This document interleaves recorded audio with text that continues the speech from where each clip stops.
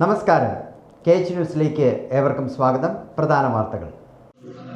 ഖത്തറിലെ ഇറാന്റെ ആക്രമണത്തിന് പിന്നാലെ കേരളത്തിൽ നിന്ന് ഗൾഫിൽ രാജ്യങ്ങളിലേക്കുള്ള നിരവധി വിമാനങ്ങൾ റദ്ദാക്കി. നെടുമ്പാശ്ശേരി വിമാനത്താവളത്തിൽ നിന്നുള്ള 17 സർവീസുകളും കണ്ണൂരിൽ നിന്നുള്ള 12 സർവീസുകളും തിരുവനന്തപുരത്ത് നിന്നുള്ള 8 സർവീസുകളുമാണ് റദ്ദാക്കിയത്. അഹമ്മദാബാദ് വിമാന ദുരന്തത്തിൽ മരിച്ച മലയാളി നഴ്സ് രഞ്ജിതയുടെ മൃതദേഹം നാട്ടിലെത്തിച്ചു.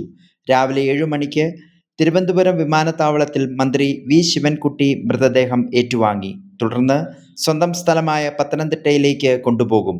രാവിലെ 10 മണി മുതൽ പുല്ലാട്ട് ശ്രീ വിവേകാനന്ദ ഹൈസ്കൂളിൽ പൊതുദർശനത്തിന് വയ്ക്കും. വൈകുന്നേരം 4 മണിക്ക് പുല്ലാട്ടുള്ള വീട്ടിൽ സംസ്കാര ചടങ്ങുകൾ നടക്കും. ഇസ്രായേൽ ഇറാൻ സംഘർഷം അവസാനിക്കുന്നതായി സൂചന. വെടിനിർത്തൽ ആരംഭിച്ചതായി ഇറാനിയൻ TV റിപ്പോർട്ട് ചെയ്തു. ഇസ്രായേൽ മാധ്യമങ്ങളും ഇരു രാജ്യങ്ങളും തമ്മിൽ വെടിനിർത്തൽ പ്രാബല്യത്തിലെത്തിയെന്ന് റിപ്പോർട്ട് ചെയ്യുന്നുണ്ട്. എന്നാൽ ഇസ്രായേൽ സർക്കാർ ഇതുവരെ ഔദ്യോഗികമായി വെടിനിർത്തൽ പ്രാബല്യത്തിലായെന്ന് അറിയിച്ചിട്ടില്ല. സംഗീത പരിപാടിക്കിടെ ഞെട്ടിക്കുന്ന സംഭവം. കാണികൾക്ക് നേരെ സിറിഞ്ച് കൊണ്ട് ആക്രമണം. 145 പേർക്കാണ് സിറിഞ്ച് കൊണ്ട് കുത്തേറ്റത്.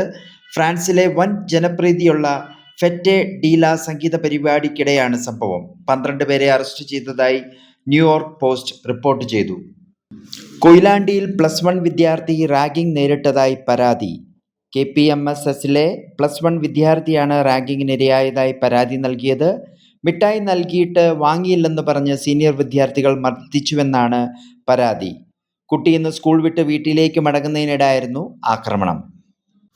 സിന്ധു നദീജല ഉടമ്പടി പ്രകാരം അർഹമായ വെള്ളം തന്നില്ലെങ്കിൽ യുദ്ധമുണ്ടാകുമെന്ന് പാകിസ്ഥാൻ മുൻ വിദേശകാര്യമന്ത്രി ബിലാവൽ ഭൂട്ടോ. ഇന്ത്യ പാകിസ്ഥാന് അർഹമായ വെള്ളം നിഷേധിക്കുന്നത് തുടരുകയാണെങ്കിൽ പാകിസ്ഥാന് വീണ്ടും യുദ്ധം ചെയ്യേണ്ടി വരും എന്നാണ് ബിലാവൽ ഭൂട്ടോ പറഞ്ഞത്. പാക് പാർലമെന്റിലാണ് അദ്ദേഹം ഈ കാര്യം പറഞ്ഞത്. പെട്രോൾ കുപ്പിയുമായി കുളപ്പുള്ളി അൽ അമീൻ ലോ കോളേജ് വൈസ് പ്രിൻസിപ്പലിന്റെ മുറിയിലെത്തി വിദ്യാർത്ഥിനിയുടെ ആത്മഹത്യാ ഭീഷണി. കോളേജിലെ അവസാന വർഷ വിദ്യാർത്ഥിനി ഹാജിറയാണ് ഇന്നലെ ആത്മഹത്യാ ഭീഷണി മുഴക്കിയത്. കോളേജിലെ ഹോസ്റ്റൽ ഫീസ് വർധനയുമായി ബന്ധപ്പെട്ട് സമരം ചെയ്ത വിദ്യാർത്ഥികളിൽ ഹാജിറ ഉൾപ്പെടെ 4 പേരെ കഴിഞ്ഞ വെള്ളിയാഴ്ച കോളേജ് അധികൃതർ സസ്പെൻഡ് ചെയ്തിരുന്നു. സസ്പെൻഷനിലുള്ള വിദ്യാർത്ഥികളെ തിരിച്ചെടുക്കണമെന്നാവശ്യപ്പെട്ട് ഇന്നലെ രാവിലെ വീണ്ടും വിദ്യാർത്ഥികൾ പ്രതിഷേധിച്ചു. മുദ്രാവാക്യങ്ങൾ ഉയർത്തി വിദ്യാർത്ഥികൾ വൈസ് പ്രിൻസിപ്പലിന്റെ മുറിയിലെത്തിയെങ്കിലും കോളേജ് അധികൃതർ ചർച്ചയ്ക്ക് തയ്യാറായില്ല. തുടർന്ന് ഹാജിറ കുപ്പിയിൽ പെട്രോളുമായി വന്ന് വൈസ് പ്രിൻസിപ്പലിന്റെ മുറിയിൽ ആത്മഹത്യാ ഭീഷണി മുഴക്കുകയായിരുന്നു. നീറ്റ് പരീക്ഷയുടെ മോക്ക് ടെസ്റ്റിൽ മാർക്ക് കുറഞ്ഞതിന് 17-കാരിയെ പിതാവ് തല്ലിക്കൊന്നു. 10ാം ക്ലാസ് ബോർഡ് പരീക്ഷയിൽ 92.60 മാർക്ക് നേടിയ മികച്ച വിജയം കൈവരിച്ച സാദിക ബോൺസ്ലെ എന്ന വിദ്യാർത്ഥിനിയാണ് പിതാവ് ക്രൂരമായി കൊലപ്പെടുത്തിയത്. KSRTC ബസ് പിന്നിലിടിച്ച് സ്കൂൾ ബസ് അപകടത്തിൽപ്പെട്ടു. തിരുവനന്തപുരം ആലംകോടാണ് സംഭവം.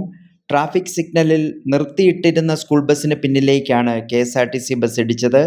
ആറ്റിങ്ങൽ ഡയറ്റ് സ്കൂളിലെ ബസ്സാണ് അപകടത്തിൽപ്പെട്ടത്. ഇതോടെ വാർത്തകൾ കഴിഞ്ഞു. നമസ്കാരം.